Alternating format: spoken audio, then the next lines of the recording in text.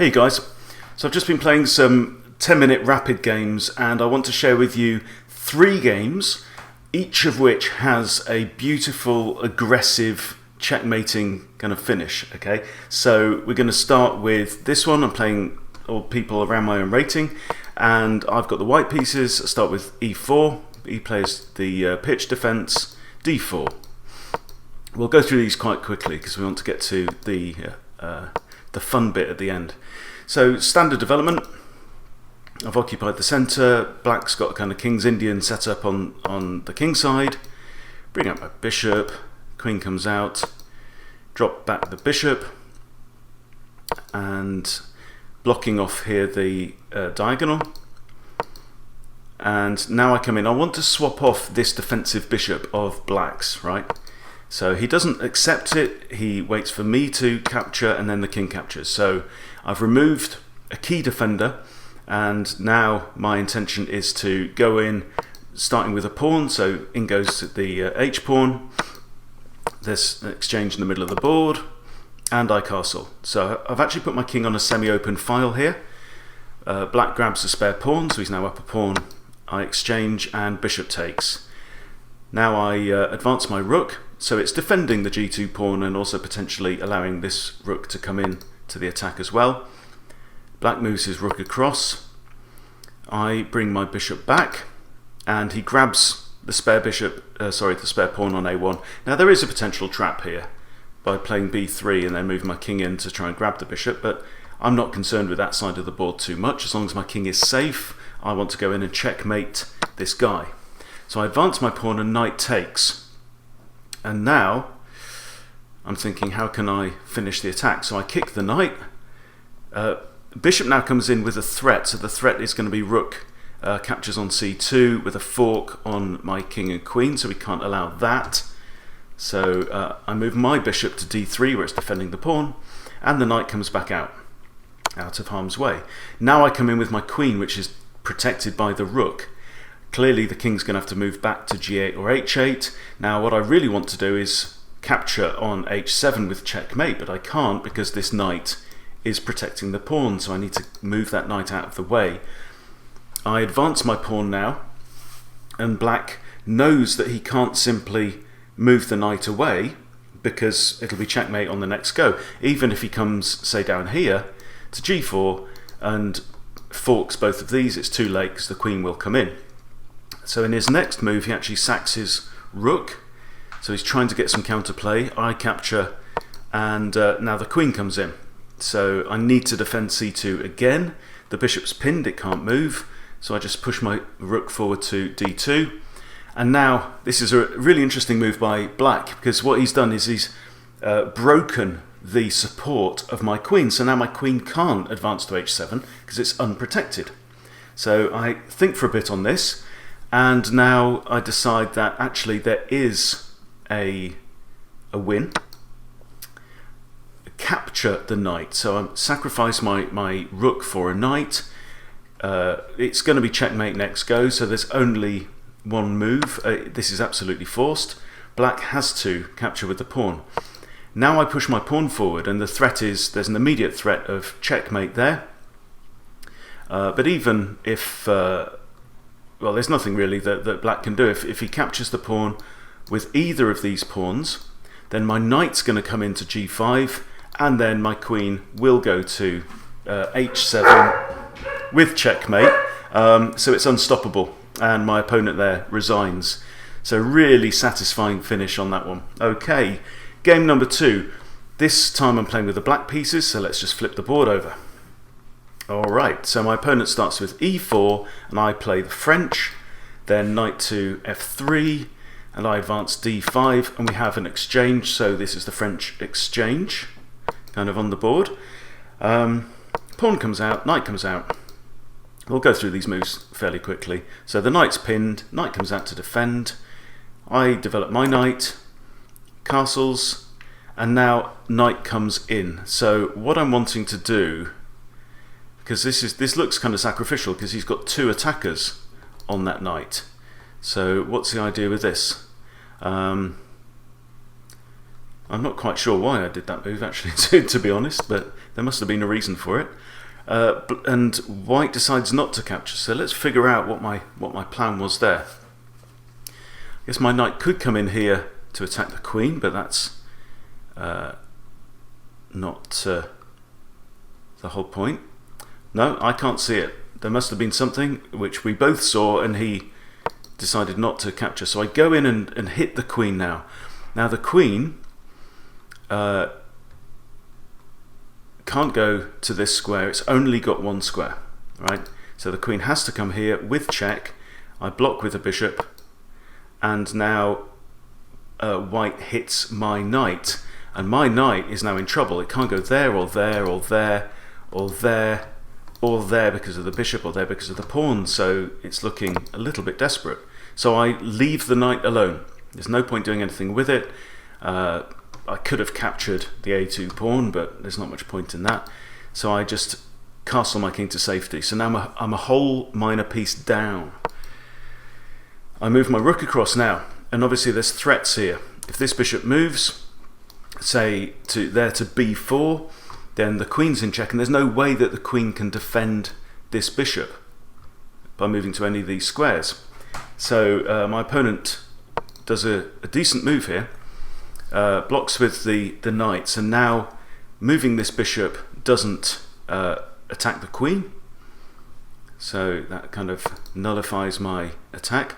I move my bishop back out of the knight's way, and now knight captures knight. I recapture with a pawn, and now the knight moves in there. So what I can do here, of course, is capture the knight and force the pawn in front of the king to recapture, because it's the only piece. So there we go, recaptures. Now the king is looking slightly vulnerable, but white has the bishop pair and is a full piece up. So I move my bishop here, where it's eyeing up h2, and it also comes, of course, with the discovered attack on the queen. So the queen's got to move. Queen moves to there, where it's still defending the bishop, defending both bishops. And now I launch my attack with my queen. This pawn that's had to move there is all important. Rook tries to move out of the way. Queen comes in with check. There's only one move, and then queen to h1 is a lovely checkmate. Alright, now saving the best till last. Game number 3. We'll flip the board again. So again I'm playing with the black pieces, and we have e4, e6, the French.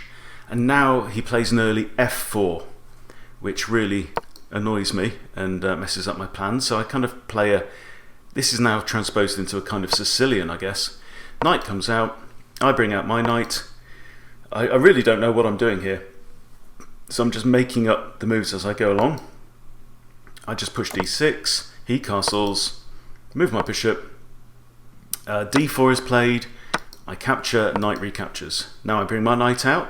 If he exchanges, that's fine by me, but because I could have recaptured with the b pawn, solidifying my centre, but the knight moves away. And now this bishop's looking a bit sorry for itself. It's got nothing to do, so I'm going to push my g pawn to fianchetto that bishop, and there it goes to g7, and he develops his final minor piece. I castle, and the bishop comes across. Now I break on the f-file, and white pushes, so we are in danger of locking down the position. If I play d5 here, we've got a very locked down position. We've all still got our bishops on the board. Locked pawns in the middle of the board makes life more difficult for bishops. So what I do is I decide to capture here, because I realise actually I've got 1, 2, 3 attackers, right?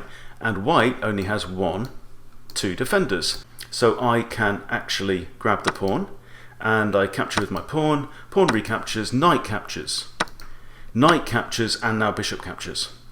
So now the middle of the board is lovely and clear, and my bishops are well placed to line up down against this corner where the king is. White comes in with a bit of a threat against my rook, and I move my rook sideways. I could have moved it up to f7 as well, but I want to keep it on the back rank. So now the knight comes out, and I move my bishop back. So my idea is maybe get this bishop out of the way, slip my queen up maybe onto this diagonal, and then do a nice checkmate with the queen. But that is not the way it ends. Bishop comes in, grabbing the pawn, and now I think for 3 seconds, and then I simply recapture the bishop with my e-pawn, and I'm thinking I can't see a threat here, but I should have thought a bit more carefully, because now queen to d4 is threatening, queen to g7 check and mate, and what can we do about that, right? If you take a minute, if you like, and think what possibly can black do in this situation. Well, what I came up with was bishop takes h2 check. Now, I think that if white had simply moved the king aside out of the check, then I still don't think there'd be any way of me preventing this checkmate. But he doesn't do that. He captures with the king. He's thinking that he's got me where he wants me, right? But let's see how it all finishes. So queen to c7 with check. Pawn comes forward. And now my king can escape. It's got an escape square. Queen comes in. My king starts to run. Knight comes in with check. And I have to go here, right? If I'd have gone onto a dark square, there's risk of potentially the knight forking my king and queen. I don't want that to happen. So now rook comes in with the threat of a discovery. So now knight to there would win my queen because it would come with check from the rook. So I have to move further out into the board, and things are looking really desperate now for black. Pawn pushes forwards. It's kind of slow move. Now I develop my knight towards the center of the board, slightly in defense of my king, so it's covering some useful squares around here. Pawn comes forward with check. I move back. Right? I know that this is not a threat because I've got it covered by 2 pieces, so that's okay. And so what does white do? White now pushes a4. And I guess he's thinking about creating some kind of mating net, squeezing my king away with the pawns. He's feeling confident, but I come in with check. Check with the rook. Alright, now, the king is the only defender of this pawn here, and my queen is looking at that pawn. So, for example, if the king had moved back to either of these squares, he'd be looking at the queen coming in, and he'd be the one in trouble at that point. So the king needs to protect the pawn, so he goes forward to h3. I now push my pawn forward with a discovered check from the bishop, and the king moves again. Yeah, the king can't have moved back to either of these squares and can't stay on this diagonal, so that move to h4 is absolutely forced, pardon the dogs. And now the rook comes across with check, and the king again only has 1 square to go to because everything else is covered. So it goes into here. I bring my rook in now to h5, and that is another gorgeous checkmate. So moral of this game is that even if you think you're on the ropes, right? And I won this game with still 7 minutes on the clock, so it was done pretty quickly. Even if you think you're on the ropes, take your time. There may be a move. There may be something there. And there may be a way to rescue the game. So even if your opponent's really got you over a barrel, even if you're down in material, then don't necessarily give up. Take the time that you've got. It's your time. Use it. You know, games can be rescued. So just a load of fun, really. 3 nice games, 3 aggressive, enjoyable finishes. Hope you've enjoyed it. See you next time.